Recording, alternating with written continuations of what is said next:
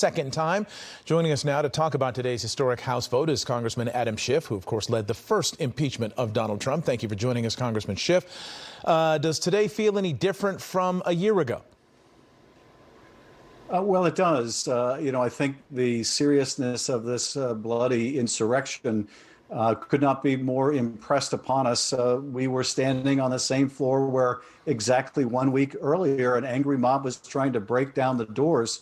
And I shudder to think of what would have happened had they succeeded. As it was, 5 or 6 people lost their lives as a result. We moved with all alacrity. The founding fathers understood that there could be impeachable acts in the first week in office or the last week in office. And we feel strongly that every day this president remains in office, he poses a danger to the country. 10 Republican members of Congress joined Democrats in voting for impeachment. What do you think of that total, 10?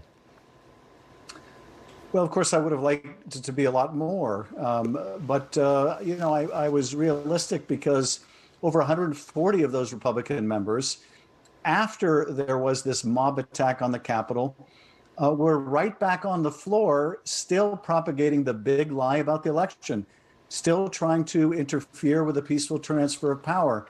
So they weren't going to support impeachment because they recognize their own culpability, or they should. But nonetheless, 10 is better than having no Republicans upholding their oath. And I would hope in the Senate, the senators will do their duty. The president released a statement later today talking about condemning the violence, saying these are not his true supporters. No true supporter of his would commit acts of violence or attack police officers. What do you think of that statement today coming from the president? Well, way too little and way too late, because for the last 4 years, he's been stoking this kind of civil unrest and, yes, violence. He's glorified it, as he did, in fact, that morning.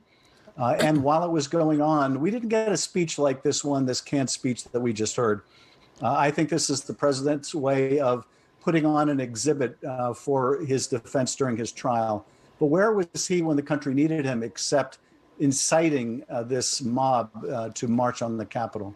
When you talk about inciting the mob, there has been an accusation lodged by at least one of the members of Congress that she has seen, or did on the 5th of January, the day before, other members of Congress leading groups of people around the Capitol in what she calls a reconnaissance mission to try to see where to go on the day of this attack. Are you aware of this, and have you thought about the possibility of censuring people if they are found to have done this, or worse? Well, I've seen the comments of my colleague, and of course, many of us have concern about the complicity of some of our fellow members of Congress, some who spoke at that rally and helped to incite the violence, others who led that effort on the House floor, including Kevin McCarthy, the Republican leader, voting essentially to not certify the results of the election, towing Donald Trump's false line. And so it wouldn't be altogether surprising, although it would be even more tragic, if some of the members were involved in helping those rioters get oriented in the Capitol. Nothing would surprise me tragically at this point. Real quickly, a word about security. You had National Guard troops in the Capitol building today. What's your sense of how secure the place is, and how do you feel about seeing this particular site in the Capitol? Well, I feel it's secure, but I have to say it's a terrible tragedy to see the necessity of having troops to protect this citadel of democracy. It reminds me, frankly, of my visits to Iraq when I would be in the green zone and you would have troop formations and barricades and barbed wire, very much like this, to protect government buildings in Baghdad. I never thought I would see the day where that would be necessary in our own country. But then I never thought I'd see the day where a president would incite violence against the Capitol. But that's sadly what's happened. All right, Congressman Adam Schiff of Burbank, thank you very much for joining us. We look forward to talking to you again as this process moves forward. Thank you again.